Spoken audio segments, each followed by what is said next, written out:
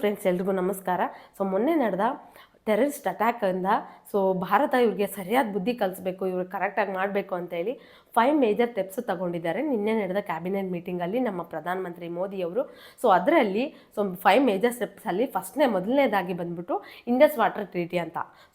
ಈ ಒಪ್ಪಂದ ಬಂದ್ಬಿಟ್ಟು 1960ಲಿ ಆವಾಗ ಜವಾಹರ್ಲಾಲ್ ನೆಹರು ಅವರು ಪ್ರಧಾನಮಂತ್ರಿ ಆಗಿರ್ತಾರೆ. ಆವಾಗ ಈ ನದಿಗಳಲ್ಲಿ 80% ನೀರನ್ನು ಪಾಕಿಸ್ತಾನಕ್ಕೆ ಬಿಡಬೇಕು, ಅದರಲ್ಲಿ ಇನ್ನು 20% ಇಂಡಿಯಾದವ್ರು ಯೂಸ್ ಮಾಡ್ಕೋಬೇಕು ಅಂತೇಳಿ ಒಪ್ಪಂದ ಮಾಡ್ಕೊಂಡಿರ್ತಾರೆ.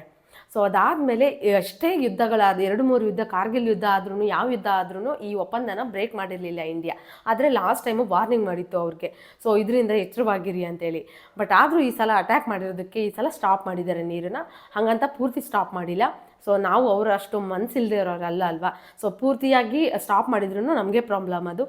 ಈ ನೀರು ಅವ್ರಿಗೆ ಹೋಗದೇ ಇದ್ದರೆ ಎಕನಾಮಿಕಲಿ ತುಂಬ 60% ಜನ ಈ ನದಿ ನೀರಿನಿಂದನೇ ಬೆಳೆ ಬೆಳೆಯೋದಾಗಲಿ, ಇಲ್ಲಾಂದರೆ ಕುಡಿಯೋ ನೀರಾಗಲಿ ಈ ನದಿಗಳಿಂದನೇ ಹೋಗ್ಬೇಕು ಅವ್ರಿಗೆ. ನಷ್ಟ ಬಂದ್ಬಿಟ್ಟು ತುಂಬಾ ನಷ್ಟ ಆಗುತ್ತೆ ಅವ್ರಿಗೆ. ಅದು ಬೇರೆ ಈಗ ಬೇಸಿಗೆಗಾಲ, ಅವ್ರಿಗೆ ಈ ರೀತಿಯಾಗಿ ಬುದ್ಧಿ ಕಲಿಸ್ಬೇಕು. ಇದಕ್ಕೆ ನೀವೇನಂತೀರಾ ಫ್ರೆಂಡ್ಸ್? ಇನ್ನು 4 ಮೇಜರ್ ಸ್ಟೆಪ್ಸ್ ಬಂದ್ಬಿಟ್ಟು ನಾನು ಲಾಂಗ್ ವಿಡಿಯೋ ಮಾಡಿ ಹಾಕಿರ್ತೀನಿ. ಪ್ಲೀಸ್ ದಯವಿಟ್ಟು ನನ್ನ ಚಾನೆಲ್ ವಿಸಿಟ್ ಮಾಡ್ಬಿಟ್ಟು ನೋಡಿ. ಜೈ ಹಿಂದ್. ಹಾಗೆ ಪ್ಲೀಸ್ ಒಂದು ಸಬ್ಸ್ಕ್ರೈಬ್ ಮಾಡ್ಕೊಳ್ಳಿ. Thank you.